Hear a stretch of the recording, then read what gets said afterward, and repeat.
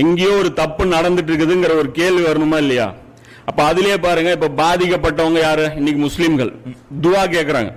யார்கிட்ட கேட்கறாங்க? சிலைகள்கிட்ட கேட்கறாங்க, அல்லாட்ட தான் கேட்கறாங்க. அது எங்க நின்று கேட்கறான்? காபத்துல்லால் நின்று கேட்கறான், மகாம் இப்ராஹிம் நின்று கேட்கறான், அரஃபால் நின்று கேட்கறான், மினால் நின்று கேட்கறான், அவனால லைலத்துல் கத்ரில் நின்று கேட்கறான், அழுது கேட்கறான், சாதாரணமா உட்காந்து கேட்கறான், கூட்டா கேட்டு பார்க்கறான், தனியா கேட்டு பார்க்கறான். ஆனா துவா ஏற்கப்படுறதில்லை. அப்ப அல்லாஹ்வுடைய பார்வையில நாம பாதிக்கப்பட்டவங்க தானே. நம்முடைய பார்வையில என்ன பார்க்கறோம்? இன்னைக்கு முஸ்லிம்கள் பாதிக்கப்படுறாங்க.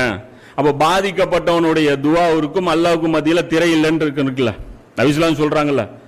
அப்போ பாதிக்கப்பட்டவன் துவா கேட்டா அப்படின்னா அல்லாஹ் அதை உடனே அங்கீகரிக்கிறான், அதுக்கு மத்தியில திரை கிடையாதுங்கிறாங்க. ஆனா அல்லாஹ் அங்கீகரிச்ச மாதிரி தெரியலையே. இன்னும் ஒரு இந்த 30-40 வருஷமா குறிப்பா சொல்ல போனா அந்த 9/11க்கு அப்புறம் முஸ்லிம்களுடைய நிலைமை சொல்லவா வேணும். ரொம்ப 90ல இருந்தே ஸ்டார்ட் ஆயிருச்சு. அது 9/11க்கு அப்புறம் ரொம்ப ஸ்க்ரூ டைட் ஆயிருச்சு. இப்போ இன்னும் எப்படி போகுங்கிறது தெரியல. ஆனா பாதிக்கப்பட்ட முஸ்லிம் தொடர்ச்சியா துவா கேட்டே இருக்கிறான். ஆனா ஒன்னும் துவா அங்கீகரிக்க மாதிரி தெரியல. அப்ப என்ன உண்மை அப்படின்னு பாத்தீங்கன்னா, முஸ்லிம் பாதிக்கப்பட்டவன் கிடையாது. ஆனா முஸ்லிம் நாம என்ன நினைக்கிறோம்? நம்ம பாதிக்கப்பட்டிருக்கோம் அப்படின்னு நினைக்கிறோம். பாதிக்கப்பட்ட இடத்துல இருந்துட்டு நாம பிரார்த்தனை செஞ்சுட்டு இருக்கிறதா நினைக்கிறோம். ஆனா உண்மையில நம்முடைய பொசிஷன் என்ன அப்படின்னா, நாம பாதிக்கப்பட்டவர்கள் கிடையாது, நாம அநியாயக்காரர்கள்.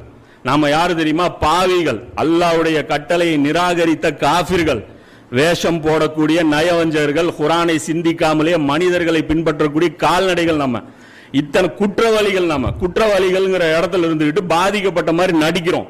பாதிக்கப்பட்டதை நடிச்சுட்டு பாதிக்கப்பட்டவனுடைய துவா கேட்கலன்னா அல்லாஹ் சொன்னது உண்மை, அல்லாஹ்வுடைய தூதர் சொன்னது உண்மை.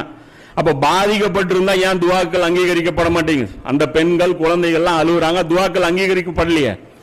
இப்போ 30-40 வருஷமா அல்லாஹ் பார்த்துட்டு சும்மா தானே இருக்கிறான்.